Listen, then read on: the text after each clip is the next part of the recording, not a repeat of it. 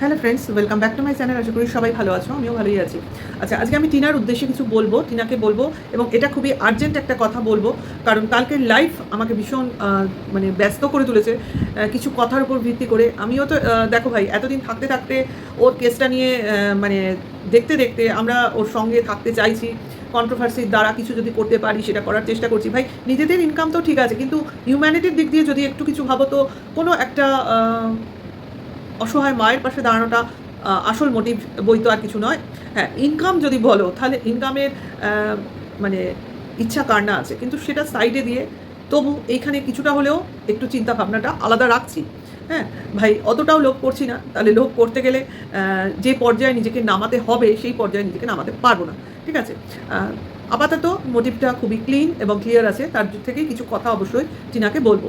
তা টিনা ব্লগটা তো দেখলাম গতকালকের, এবং খুবই নিট অ্যান্ড ক্লিন ব্লগ। যেরমভাবে একটা মেয়ে তার বাবা মার সঙ্গে সময় কাটায়, সঙ্গে দাদা বৌদি অবভিয়াসলি, পারিপার্শ্বিক লোকজন সবার সঙ্গে যেভাবে কাটায়, সেরকমই একটা ব্লগ। তার মধ্যে কোনো নতুনত্ব, কোনো অ্যাবনর্মালিটি কিছু আমি খুঁজে তো পাই না, সাধারণত পাইই না। হ্যাঁ, যেটা দেখবো সেটা হচ্ছে তোমার বাবাকে কিছু গিফট। আমার তো মনে হয় ওটা টিনাই বাবাকে গিফট করলো। কারণ দেখো, একটা জিনিস বোঝো, যখন আমরা ছোট থাকি, মানে ছেলেমেয়েরা ছোট থাকে, তার বাবা মা কিন্তু প্রতিটা ছেলে মেয়ের নিজের শখ আহ্লাদ বলো, বায়না বলো, প্রয়োজন বলো, সবটা তারা তাদের শেষ মানে বিন্দু অবধি, মানে চেষ্টার বিন্দু অবধি গিয়ে তারা মেটাবার চেষ্টা করে। কাজেই সেইখানে দাঁড়িয়ে যখন ছেলে বা মেয়ে সেই রকম যোগ্যতায় পৌঁছয়, যেখানে কিনা তারা এখন সেই ক্যাপেবল হয়েছে, যেখানে তার বাবা মার পাশে দাঁড়াতে পারবে, তাহলে সেইরকম পর্যায়ে গিয়ে প্রত্যেকটা ছেলে মেয়েরই তার বাবা মার প্রয়োজন অপ্রয়োজনের দিকেও একটু হলেও খেয়াল রাখতে হয়। সেইখান থেকেই হয়তো বা বাবার ফোনটা খারাপ হয়ে গেছিলো, কিছুটা প্রবলেমে ছিলেন বাবা, এবং উনি তো আসতে পারছিলেন না, ডিউটিতে ছিল। কাজেই যখন সময় পেয়েছে এসছে, এবং মেয়ে বাবার পাশে দাঁড়িয়েছে। এবং সম্ভবত টিনারও কন্ট্রিবিউশন আছে, কি পুরোটাই দিয়েছে সেটা যতক্ষণ না ও বলছে তো আমরা বলতেও পারবো না, বুঝতেও পারবো না। কিন্তু আমার মনে হয় হয়তো বা এটা টিনারই গিফট তার বাবাকে। যাই হোক, এটা হতেই পারে, কারণ ও যে স্টেটাসে আছে এখন, বা যেরকম ওর যোগ্যতা, ও এই পরিমাণ টাকা তো এর থেকে বেশি রোজগার করে ভাই। সেখানে বাবাকে একটা ফোন কিনে দেওয়া এটা বিশাল বড় ব্যাপার। এটা কিন্তু আমরাও করেছি, যখন জীবনে প্রথম রোজগার করেছি না, যখন কিনা বিয়ে হয়নি, তখন মাইনের প্রথম টাকাটা এসে মার হাতে দেওয়া, বাবার হাতে নয় মার হাতে দিতাম, এবং প্রথম টাকাটা দিয়েছি, পরে মাসে গিয়ে কিছু বাবাকে কিনে দিয়েছি। মার হাতেই টাকা থাকতো, যখন মা তো নিজেই কিনে নেবে, এরকম একটা ব্যাপার। কিন্তু তোমার বাবাকে কিনে দিতে হয়েছে, আমরাও দিয়েছি। তখন আমাদের মানে জীবনে ফোনের ব্যাপার ছিল না, তখন তো ল্যান্ড ফোন, এরকম ফোনের ব্যাপার ছিল না, মোবাইল। কাজেই মোবাইল নয়, অন্য জিনিসপত্র কিনে দিয়েছি, এরকম হলো ব্যাপার। আমাদের সময় তো তখন ছিল খুব পেন টেনের ব্যাপার, পেন গিফট হতো। এখন তো পেনের গিফটের কোনো চলই নেই, লোকে লেখে কই ভাই, সবই টাইপ করে। হ্যাঁ, ওই স্কুল কলেজের ছেলে মেয়ে ছাড়া পেন নেই। আর এখন তো পেন দাঁড়িয়েছে তোমার ইউজ অ্যান্ড থ্রো। আমাদের সময় তো ভাই সব নাম করা সব পেন কিনতাম আমরা। যাই হোক, সে পেনের নামও আমি এখন সব মনে করে বলতে পারবো না তোমার, তবে আমার এখনও কিছু কালেকশন আছে যেগুলো কিনা লেখা যায় না, আমি রেখে দিয়েছি। একটাই নাম আমার মনে আছে, পাইলট, তারপরে আর আমার এখন কিছু মনে পড়ছে না। হ্যাঁ, যাই হোক, সেটাই বলছি, আমাদের সময় বই গিফট করা হতো, আমরা পূজাবার্ষিকীও গিফট করেছি লোকজনকে। তারপরে তোমার পেন, তারপরে দাঁড়াও বলছি, ফটো ফ্রেম। এখন তো সব ফটো ফ্রেম তোমার ওই ঘর সাজানো, সেরকম না, এমনি খালি ফটো ফ্রেম, ওই রকম গিফট করতাম। এখন তো হয়ে গেছে অন্যরকম কালচার, কিছু করার নেই, যেরকম কালচার যেরকম সময় সেরকম নিজেকে সাজিয়ে নেওয়া। তাই সেটা কথা না, কথাটা হচ্ছে যে ও যেটা করলো ওর কর্তব্যবোধ থেকে করলো, এবং সঙ্গে ওর ফ্যামিলির প্রতি ওর কিছু কর্তব্য থাকবেই, তাই না? প্রত্যেকটা ছেলে মেয়েরই থাকে। ওদিকে প্রদীপকেও তো দেখছো, তার বাবার জন্য আলমারি, খাট এগুলো কিনে দিচ্ছে। তাহলে সেক্ষেত্রে সে বাবার জন্য যখন কিনে দিতে পারে, টিনাও তার বাবার জন্য কিনে দিতে পারে। দুটো অ্যাঙ্গেল সেম টু সেম আছে, এমন নয় যে ও কিছু বাড়াবাড়ি করলো, ও কিছু কম করলো, এরকম কোনো ব্যাপার নেই। তাহলে এইটুকুই হচ্ছে ওর ব্লগিং থেকে আমার বলা ছিল। নেক্সট চলে আসি অবশ্য করেই কালকের লাইভে যা দেখলাম, যা বুঝলাম, তার থেকে টিনার উদ্দেশ্যে কিছু কথা বা বার্তা আমিও বলতে চাই। সেটা হচ্ছে, টিনা, তুমি যেটা করছো সেটা ঠিকই করছো, ঠিক রাস্তায় আছো, তার জন্যই সবাই তোমাকে এইভাবে একটা ফাঁদে ফেলার চেষ্টা করছে।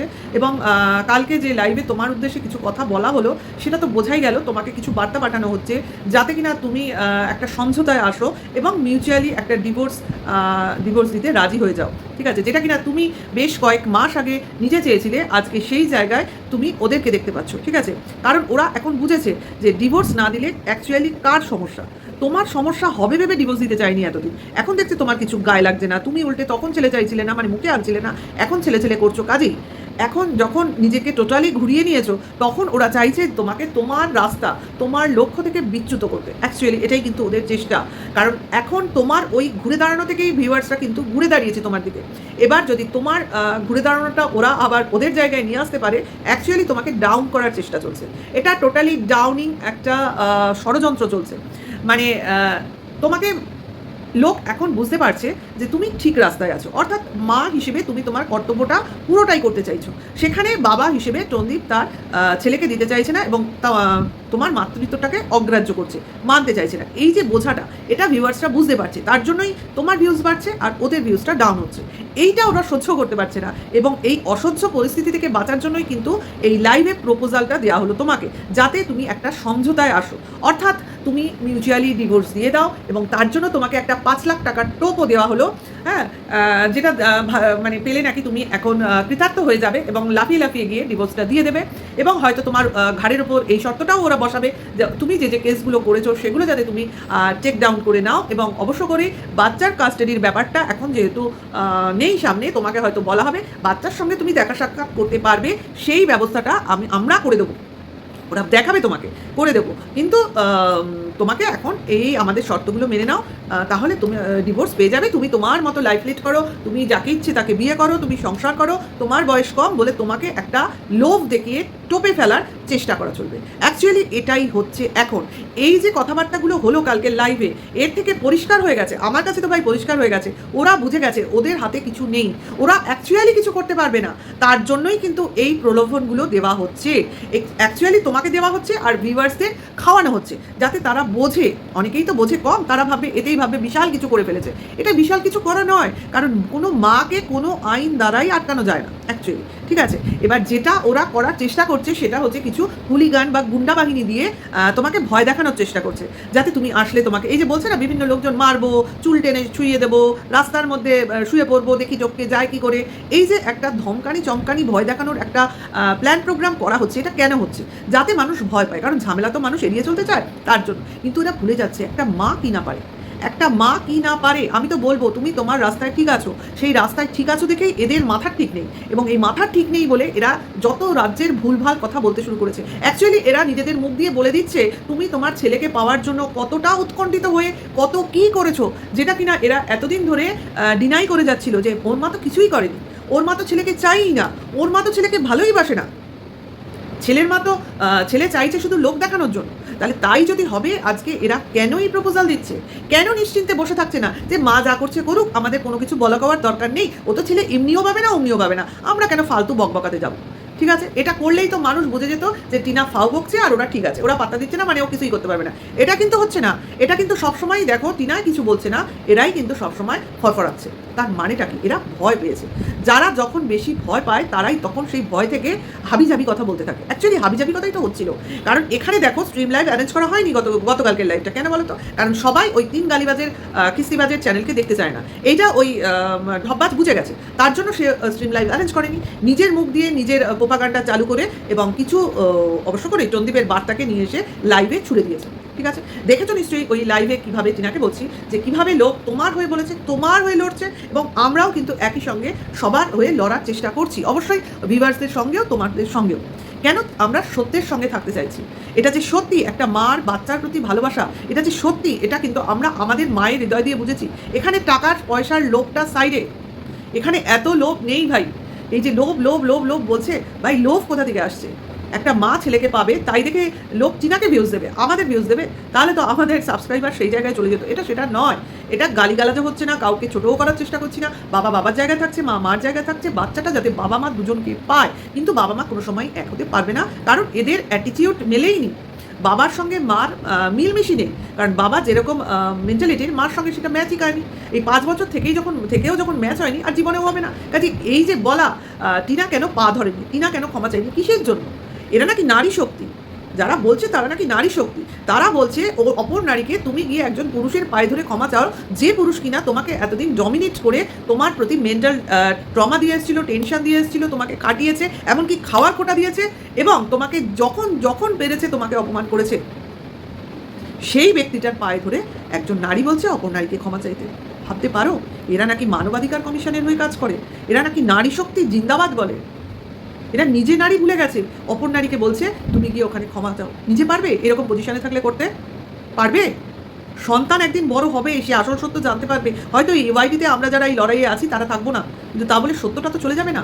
সত্য সত্যর জায়গায় থাকবে, এটা চিরন্তন সত্য, এটা চিরন্তন একটা ডিজিটাল ওয়ার্ল্ডে এটা থেকে যাবে। ছেলে যখন বড় হবে, তখন কিন্তু পুরো জিনিসটা সে জানতে পারবে। তখন এই প্রশ্নের মুখোমুখি কারা থাকবে? এরা থাকবে?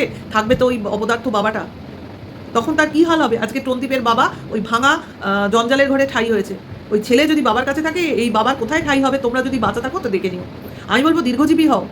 আমাদের দীর্ঘজীবী হওয়ার দরকার নেই, আমরা তো আজ বলে যাচ্ছি, কালকে মনে রাখলে রাখবে, না হয় না রেখো। কিন্তু যদি থাকো তোমরা দেখো, এই ছেলেটার সঙ্গে সঙ্গে থেকো, যদি এই ব্লগার থাকে অতদিন অবধি। কারণ ইউটিউবের তো ব্লগিং আজ আছে কাল নেই। যাই হোক, টিনাকে বলবো এইসব প্রলোভন ও নেবে না। আমি আমার তরফ থেকে বলছি, বলার জন্য বলছি, ভিডিওর খাতিরে বলছি, যা বলছি ধরে নাও। আমার ভিউয়ার্সের উদ্দেশ্যেও বলছি, টিনা এই প্রলোভনে পা দেবে না, আমি জানি। তবু বলবো এই জিনিসগুলো ইগনোর করতে হবে, আমাদের সবাইকেই করতে হবে, কারণ ভিউয়ার্সরা শুনতে চায়, জানতে চায়। তাদের উদ্দেশ্যেই আমার এই ভিডিওগুলো করা। আমি মোটামুটি 3টে ভিডিও করেছি, একটা তো লাইভ নিয়ে, একটা টন্দিপকে নিয়ে এবং একটা টিনাকে নিয়ে করছি। কাজে সব লাইভেই, সব ভিডিওতেই আমি এই নিয়ে অল্প অল্প কিছু আলোচনা করেছি। পুরো ভিডিওতে লাইভে যা যা হয়েছে টোটালটাই কভার করার চেষ্টা করেছি। যখন যেটা মনে হয়েছে সেটার বেসিসে আমি এই ভিডিওগুলোতেই ওইসব ইনসিডেন্টের হয়ে অ্যানালাইসিস করেছি। এবার তোমরা তোমাদের দৃষ্টিভঙ্গি দিয়ে অবশ্যই তোমাদের কমেন্টস বক্সে দিও, আমিও দেখবো আমার মানে চিন্তাভাবনার সঙ্গে তোমাদের কথাবার্তার কতটা মিলমিশ আছে, ঠিক আছে? এবং টিনাকে বলবো, যাই বলুক, যা কিছুই করুক, যে বাতলাগুলো ওখানে হলো, অমুক বাধা তমুক বাধা, ইঞ্জেকশন জারি, 144 ধারা, সেটা নিয়ে আমি অবশ্য করে ওই লাইভের উদ্দেশ্যে যে ভিডিওটা করেছি ওর মধ্যে ডিটেলস বলেছি। আমার যতটুকু মনে হয়েছে, অবশ্যই আমি আইনের ধারকাজ দিয়ে যাইনি, একটা সাধারণ নাগরিক হিসেবে যতটুকু নলেজে থাকা উচিত সেই নলেজ থেকে বলেছি, ঠিক আছে? কারণ আমরা এখানে কেউ উকিল, মোক্তার, মানে জজ ব্যারিস্টার নই, ঠিক আছে? কাজেই কারোর সঙ্গে আলোচনা করেও বলবো না, সাধারণ লোক হিসেবে কি মনে হচ্ছে সেটা আমার ভিডিওতে আমি তুলে ধরছি, ঠিক আছে? এরপরে তো ভিউয়ার্সরা আছেই, তারা তাদের মতো করে আমাদেরও অনেক রকম অনেক কিছু ইনফরমেশন দেয়, আমরা জানতে পারি, এবং অবশ্য করেই যদি সেটা বিশ্বাসযোগ্য মনে হয় সেগুলো আমি ভিডিওর মাধ্যমে বলি। খুব একটা মানে ফালতু কেউ বকে না, সঠিক তথ্যই এনে দেয়, এটুকু আমার মনে হয়। অবশ্যই মানে ভিডিও রিলেটেড না, আমি সেটা বলছি না, ঠিক আছে? ভিডিও রিলেটেড অজানা কোনো তথ্য আমি এখানে ফাঁস করি না, করবও না, এবং করাটা উচিতও না। তাহলে টিনার উদ্দেশ্যে সেটাই বলা ছিল, এবং টিনার মতো করে করবে। আর অ্যাকচুয়ালি আমাদের একটাই রাস্তা, ইগনোর করো এই 3টে গালিবাজ, এবং অবশ্যই ওই ভাটবকা ম্যাডাম, এই 4জনকেই ইগনোর করো। আর বাদবাকি যারা আছে তাদের তো ভিডিও আমি দেখিও না, কেউই দেখে না মনে হয়। মানে যদি তোমার রেকমেন্ডেশনে না থাকে তাহলে তো দেখার প্রয়োজন পড়ে না। এই 4জনকে দেখতে হয় তাই দেখি, আর বাদবাকি অত দেখি না, মানে ওই হেডলাইন দেখে বেরিয়ে যায়, ঠিক আছে? আমিও বলবো এদেরকে ইগনোর করো, কারণ সৎপথে থাকলে না ওসব মানে বাধা তোমার আসবে, কিন্তু কেউ পুরোপুরি বাধা দিতে পারবে না, ঠিক আছে? হয়তো একটু ডিলে হবে, বাস এটুকুই। ভিডিওটা এখানেই শেষ করবো। যদি ভালো লাগে তাহলে লাইক, কমেন্ট, শেয়ার করবে, নেক্সট ভিডিও ওয়েট করবে, অবশ্য করেই আমার পাশে থাকবে। এখনকার জন্য এইটুকু, টাটা, বাই।